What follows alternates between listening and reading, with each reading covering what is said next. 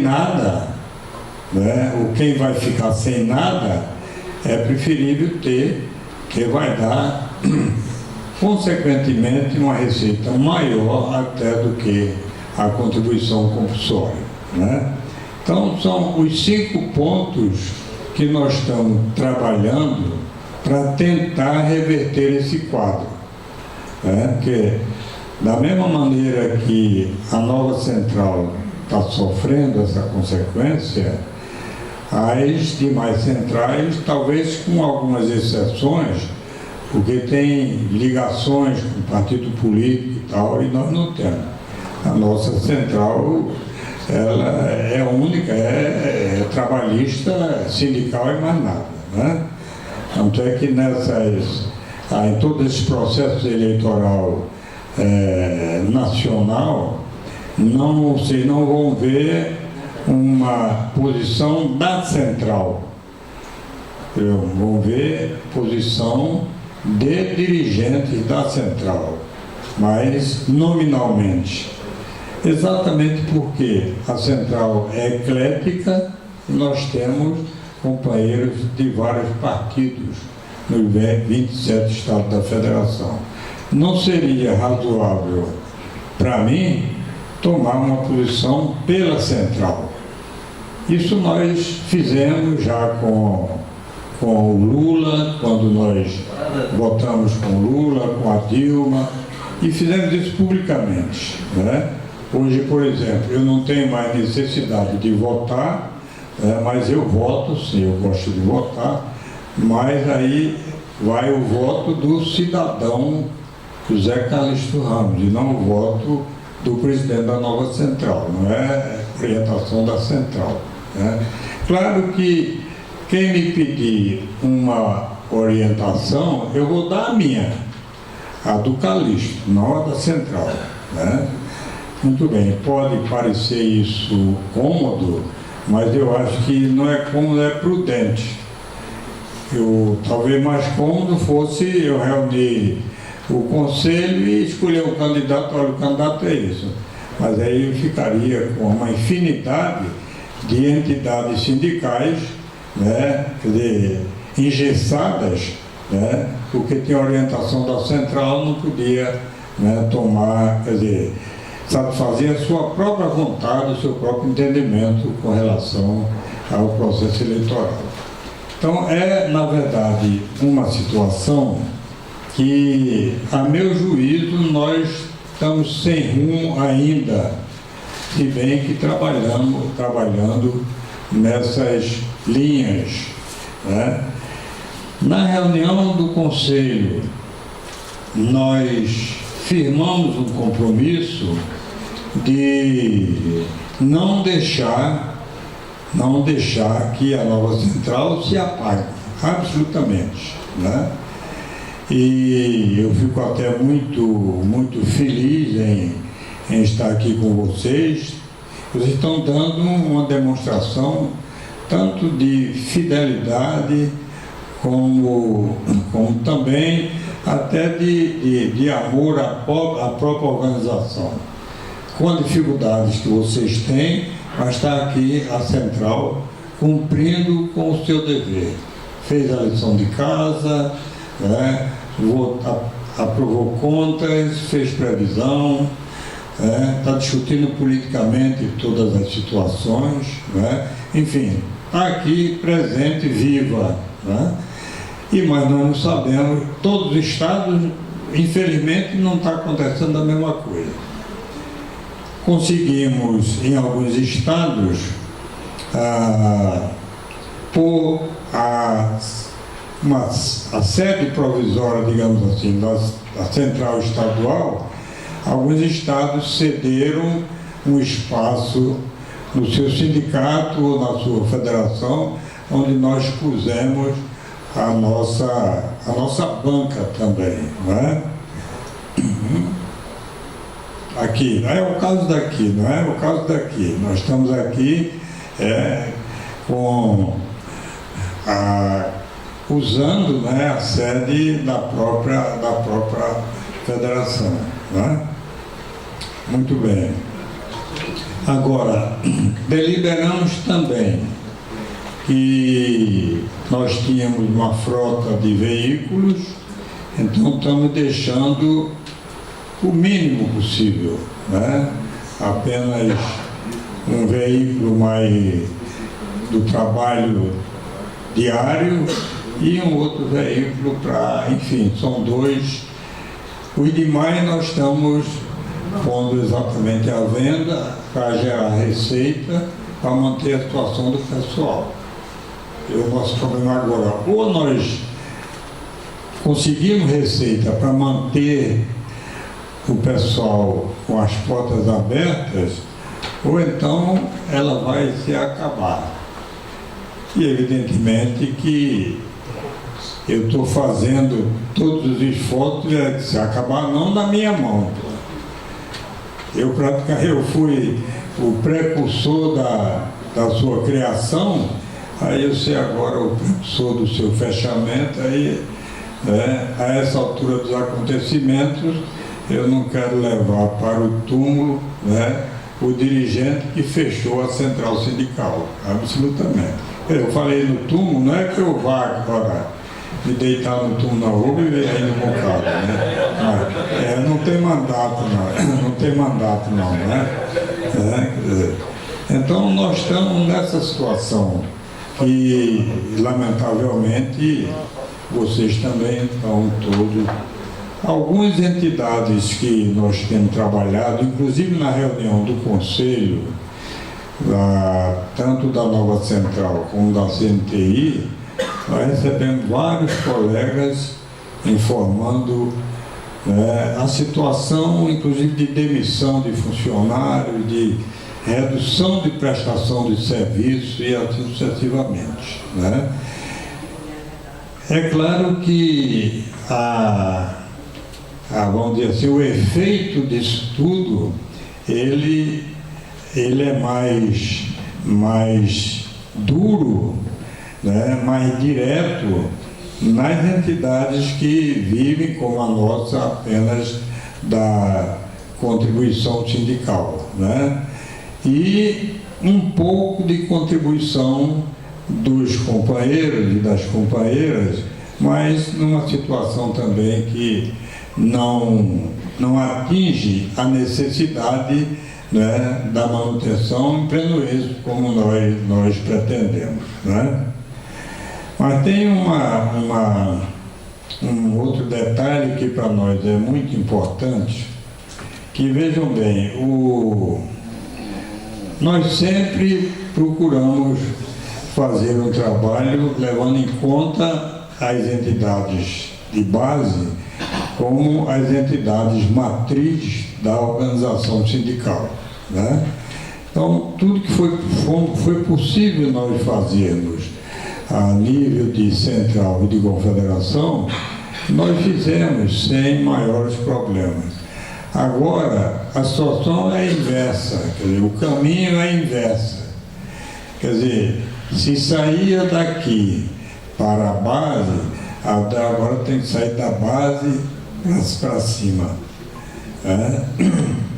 Quer dizer, que o sistema sindical é esse. O sindicato é a matriz do movimento sindical, a federação é a coordenadora das ações dos seus filiados, a confederação ela atua mais no plano, né, que são todos, e a central que veio depois, né? Quer dizer, não era do sistema confederativo, não é do sistema confederativo. Então, o sistema sindical tem base nisso, quer dizer, é uma estrutura que nós defendemos ao longo do tempo e defendendo com a contribuição compulsória. Então, quer dizer, hoje, como ela é facultativa, então, se os sindicatos não tiverem interesse em manter o sistema como um todo, aí o sistema fica fragilizado. É por isso que é necessário, e até um apelo que nós fazemos, que os sindicatos que negociarem, né, pensem no sistema e não pensem só na sua necessidade, senão vai ser uma queda total. E sem o sistema organizado, já estamos encontrando essas dificuldades, calcule se for fragilizado o sistema sindical brasileiro. Aí cada sindicato vai trabalhar para si e acabou, como alguns já estão fazendo isso. Eu tenho já conhecimento de alguns acordos, mas só se fala no sindicato, aí não fala mais, às vezes nem na federação que está próxima, né? É o seu órgão de coordenação. Calcule nos que estão mais em cima. Então é uma situação agora de vida de uma estrutura que você vem defendendo ao longo do tempo. Desde que eu me entendi de gente trabalhando com carteira assinada e que eu passei a atuar nessa vida sindical, que nós defendemos esse princípio, defendemos a estrutura e, em consequência, defendemos a contribuição compulsória. Em todas as oportunidades, nós sempre demos, na linguagem mais simples, a cara para bater com relação à contribuição.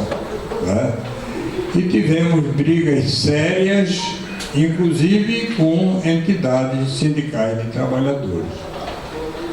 Exatamente porque você tem, hoje nem tanto, não, quer dizer, até um pouco de camuflagem ainda, né?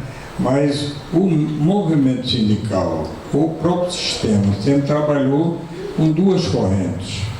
Uma que defende o regime da unicidade sindical, que é a nossa, e outra que defende o regime da pluralidade sindical.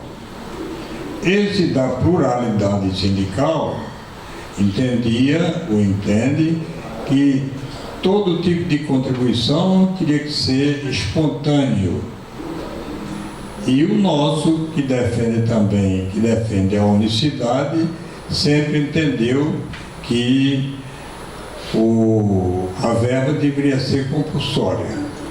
Então isso vai o quê? Uns 60 anos ou mais por aí. Se for mesmo começar da época que eu comecei a trabalhar, comecei a me envolver na organização sindical, com isso lá para 1947 e tal, por aí afora. Então, se fizer, faz um tempinho já, né? Agora, nós sempre superamos, esse é que é o problema. Esse grupo, que é o grupo, né, filiado à CUT, que são companheiros nossos, mas hoje eles estão pensando um pouco diferente, que foi inclusive a primeira central que criou um programa de demissão voluntária, quando a lei da reforma foi aprovada. Foi a primeira, né? Então ele já deve pensar um pouco diferente, né? E era um sistema, quer dizer, um grupo uma instituição que a cúpula tinha uma posição, né, drástica para acabar isso.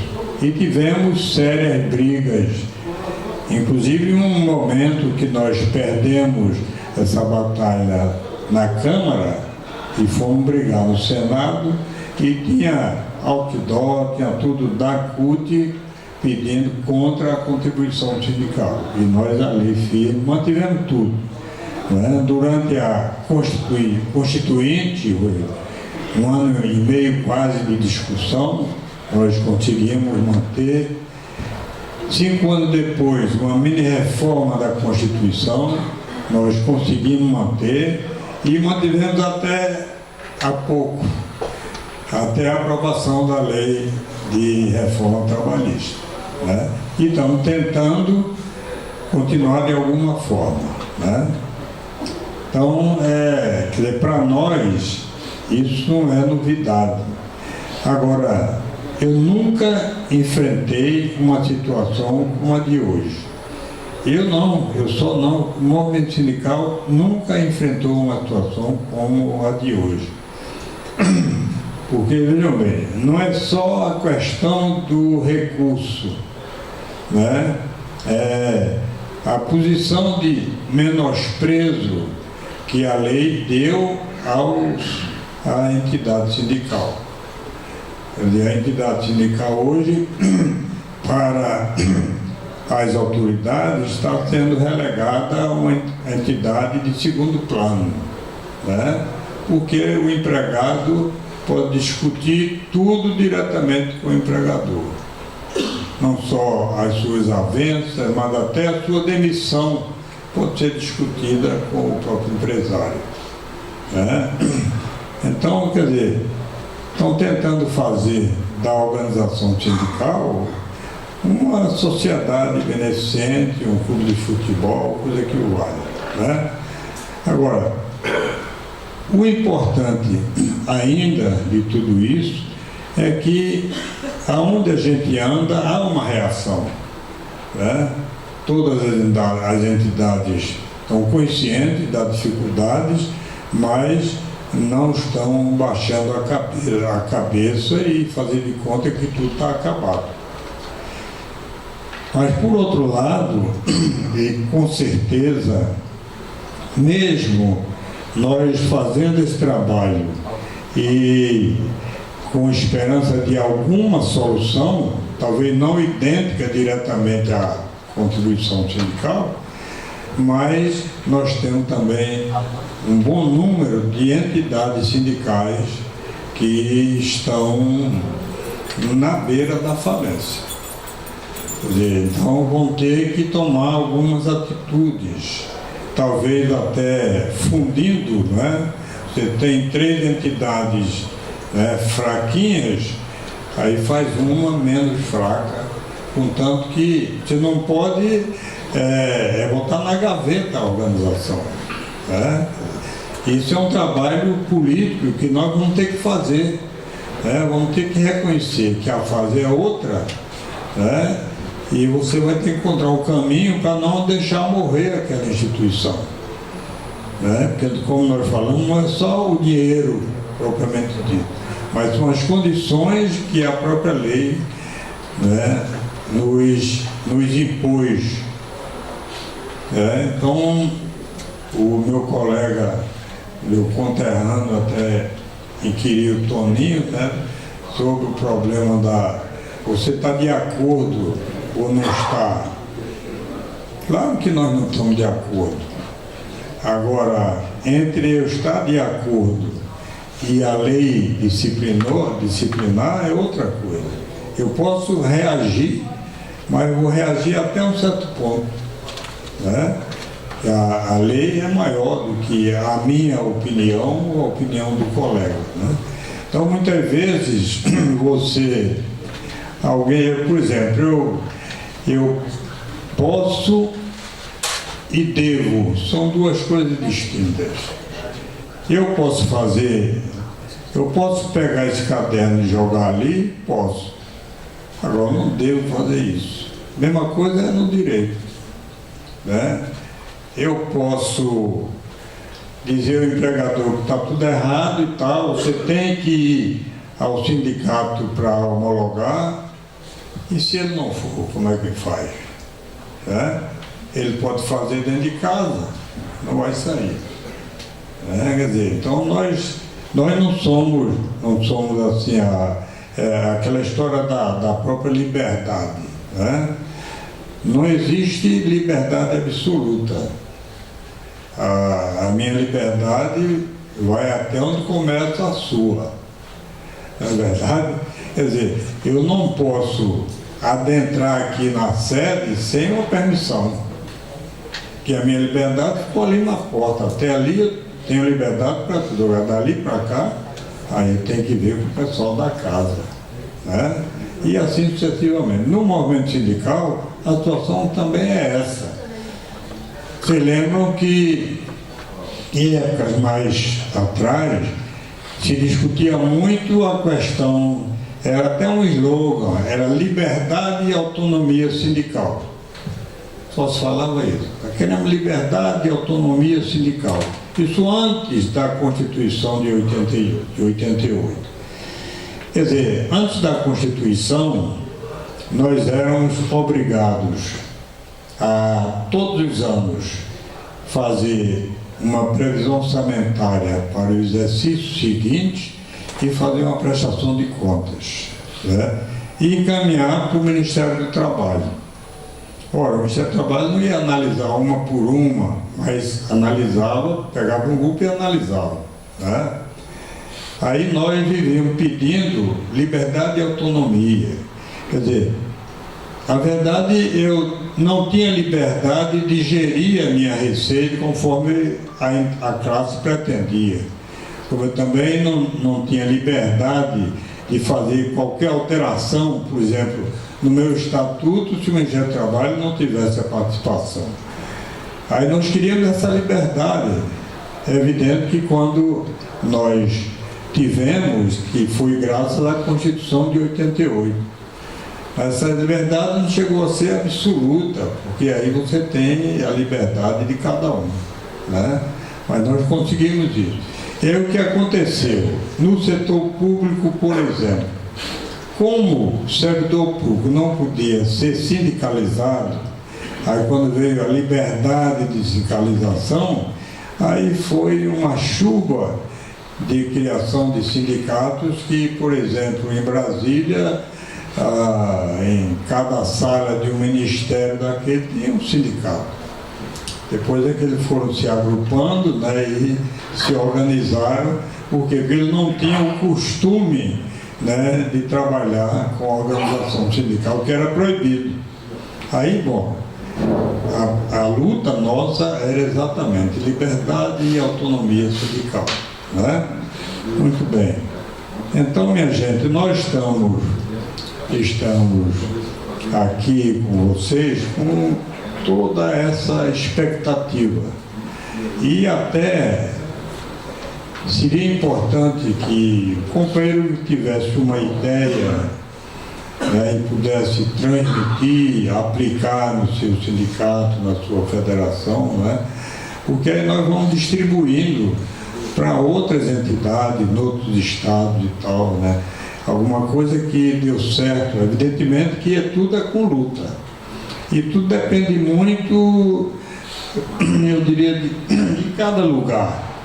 Você tem um lugar que tem uma participação com o empresariado um pouco mais liberal.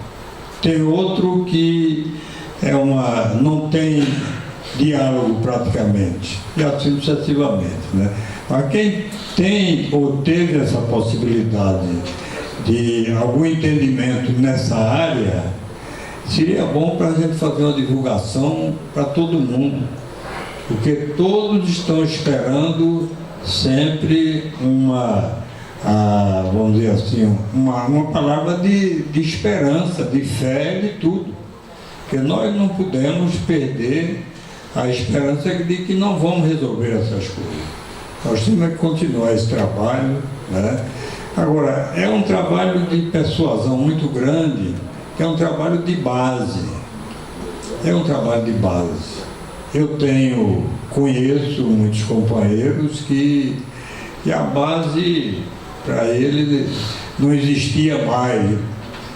E aí ficaram numa certa zona de conforto, aí veio a lei, né, dificultou a vida desses colegas. Outros não, como eu conheço, que está sempre com a base.